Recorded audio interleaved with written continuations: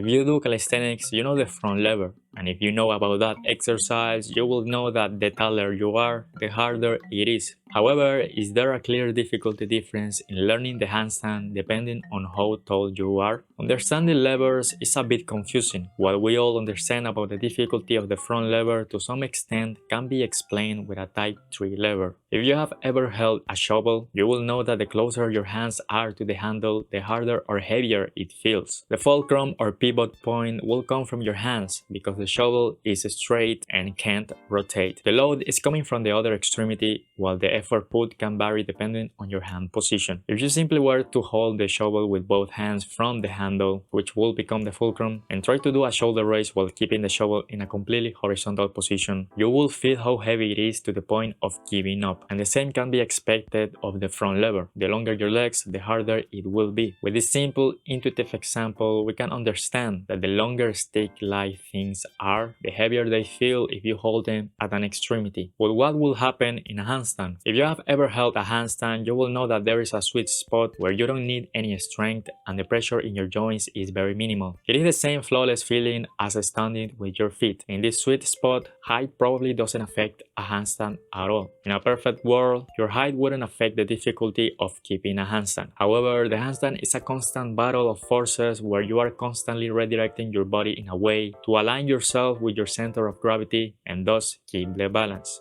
Sometimes your legs will go too forward or they will bend, and it is in those cases where your height will have a negative effect on the difficulty of maintaining balance. With the intuitive example of the shovel in mind, the longer your legs and the heavier they are, the harder it will be to make the necessary adjustments to keep balance. For example, maybe a shorter person doesn't need that much finger flexion strength and control to adjust a small forward leg movement, whereas a taller person would. In other words, the margin of error with the taller person is smaller than the shorter person. The shorter person can commit more mistakes than the taller person. In consequence, I don't think it is unreasonable to believe that holding a handstand is harder for taller people than shorter people. This will arguably make the kick up to handstand the worst setup to get to the handstand. Because of the length of your legs, the momentum created from a kick-up will be harder to control. But even so, it doesn't seem that height is that of a difficult factor to learn a handstand, because if it were the case, maybe it would be as known as the negative effect of height on a front lever. And maybe taller people actually have an advantage over shorter people, their hand size. In my handstand journey, something that I noticed is that the floor always felt harder than the parallel bars. In fact, I learned the parallel bar handstand first before learning on the floor.